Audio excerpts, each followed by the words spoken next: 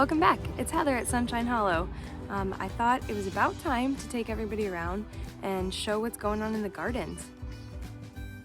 We've been crazy busy just getting plants tucked in the ground. It's June 2nd and we probably have 60% of our plants tucked in.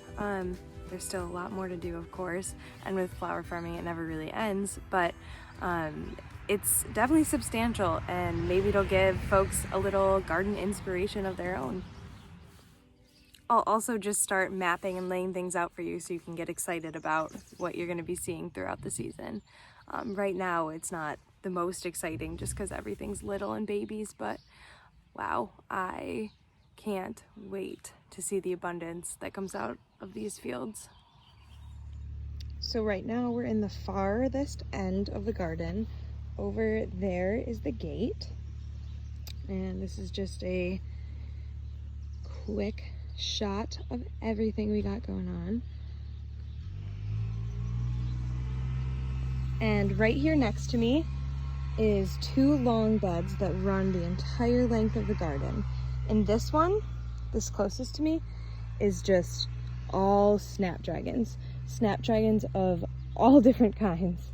Looks like we have 4 different varieties of snapdragons in this first row.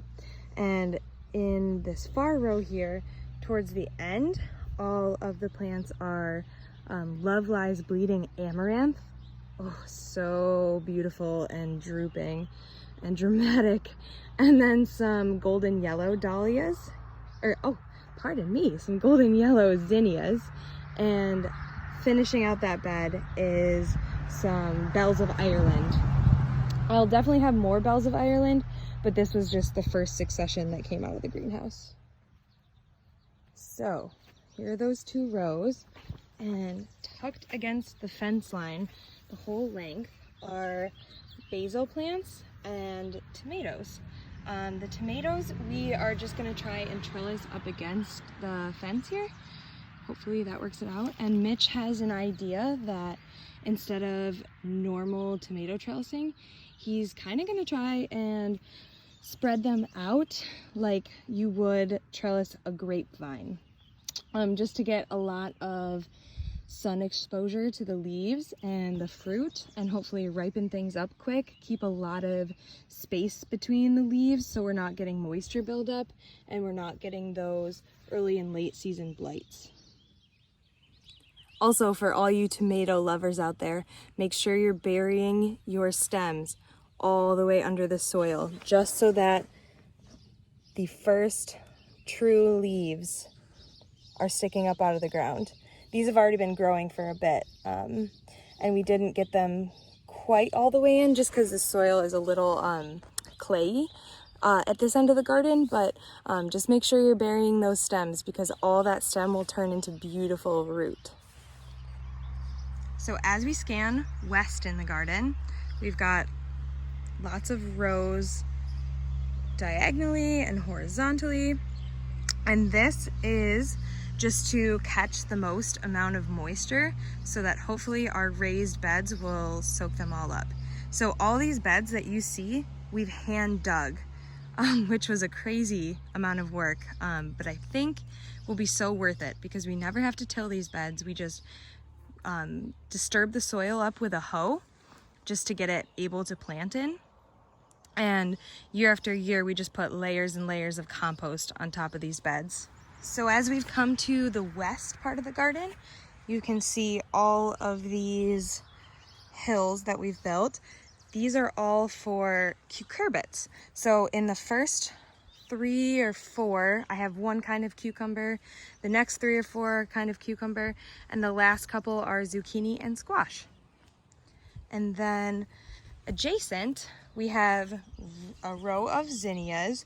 I believe these are Queen Lime Blush.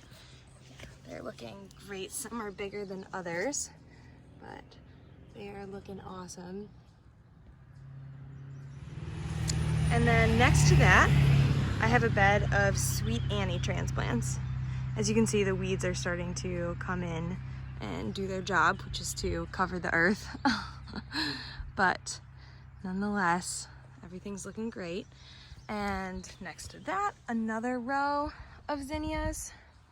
I forget which variety. And as you can see, as far as the eye can see, zinnias.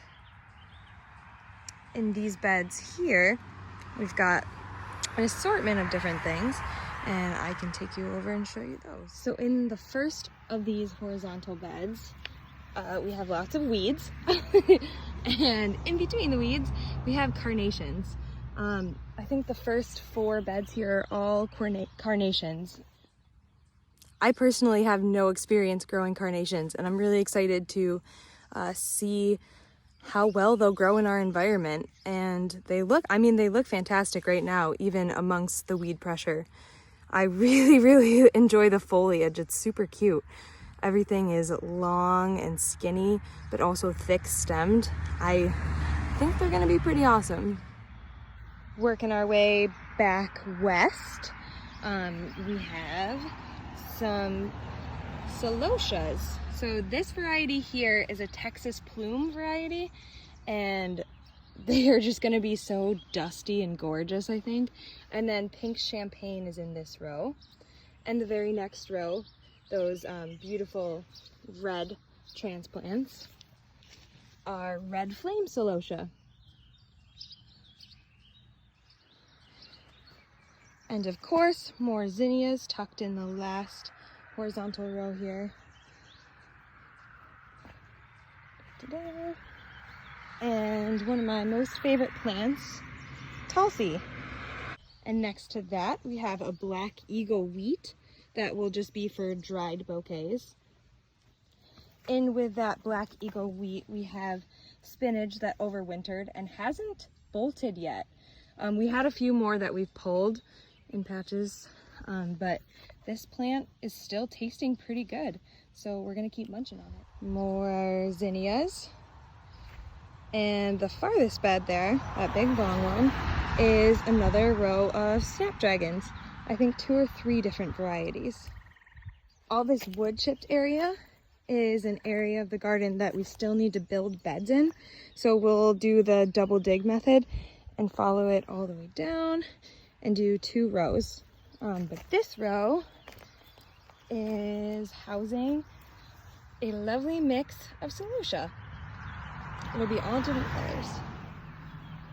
Now, just to orient you, here's the road. Here's the front end of the garden.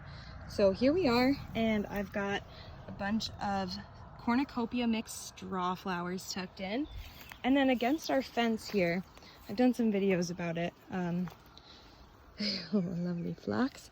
But we've got some edible, just dwarf sugar snap peas climbing up here.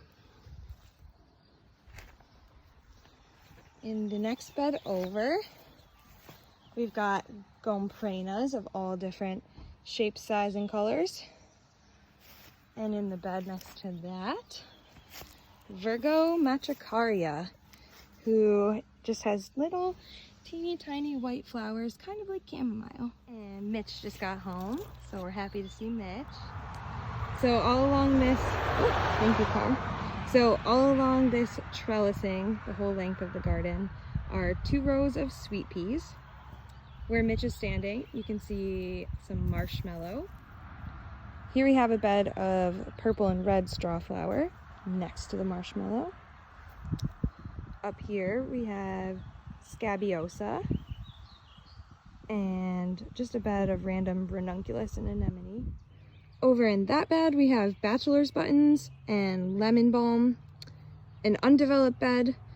All along that back fence are poppies of different varieties. A sage bed, oregano and thyme bed that's gotten taken kind of over by weeds, but the oregano and thyme are perennial and they come up year after year. Another scabiosa and gomprena bed, undeveloped area.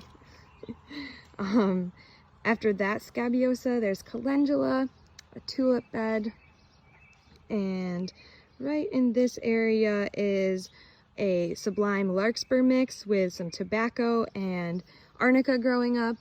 And then in this here bed, oh, Mitchell is playing with my crutches. In this bed, there is anise, hyssop, and white larkspur.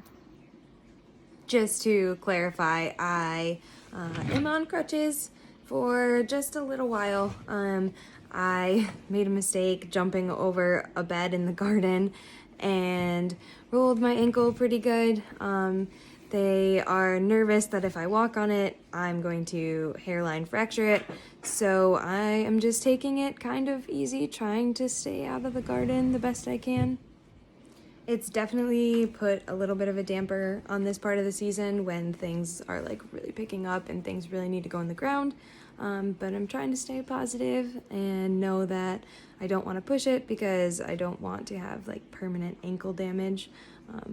But yeah, that's why these bad boys are here. This is our farm stand progress. Mitch has built a bunch of shelves on it. We just need to paint it. It'll be looking great. Now I will show you our garlic field. It's definitely coming into size. It's lovely. The chickens have been playing in the garlic. They think it's food time.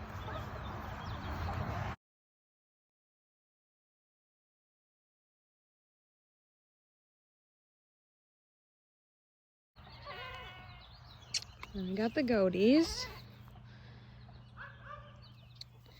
This patch here is where we've been running the chickens and the goats.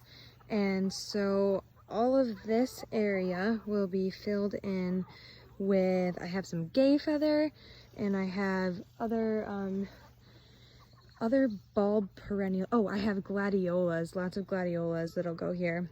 And then this coming fall, I'll put all of my tulips that I decided on and all of my daffodils that I decided on in this plot. Probably after we harvest the garlic, where all the garlic is.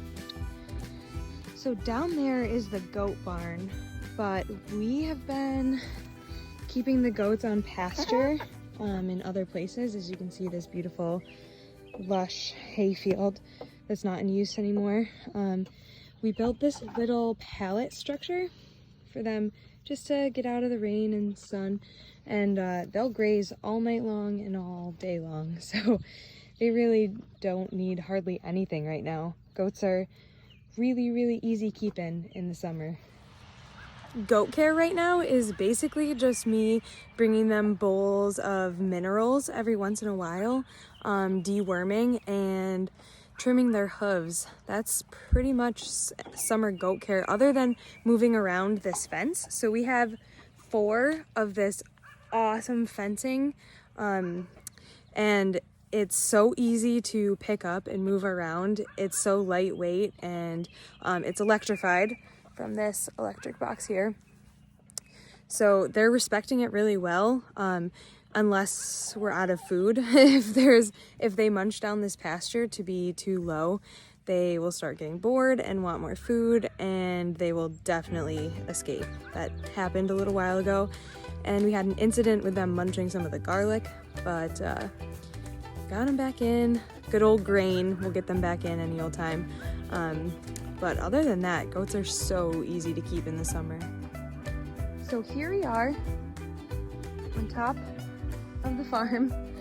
Over this knoll is the goat pasture, and up top here, this is half of our sunflower field. All of that is in sunflowers, and on top of this knoll will be our orchard, which we're gonna fence in. Mitch is working on fencing in with our locust posts. These rows are going to be perennials. So in this row right now, there's little yarrow babies that I transplanted last night. And skip this row because what I want to put in isn't quite ready yet. And in this row is a bunch of Chimney rudbeckia.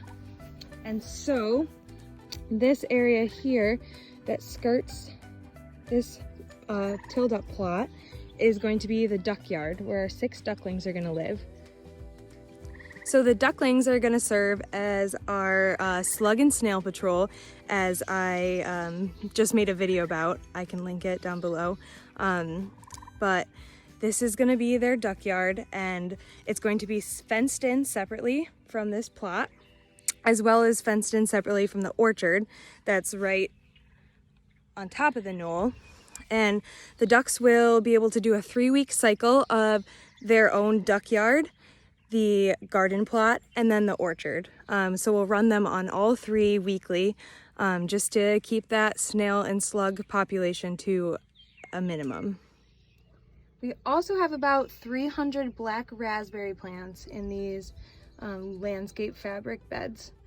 We definitely need to do some weeding, but we just gave them a good dose of soybean meal and also a nice dose of blood meal. Ooh. Thanks for watching. Make sure you like, subscribe, and keep up with us. We are really ramping up in the season, and I can't wait to share all this journey with all of you.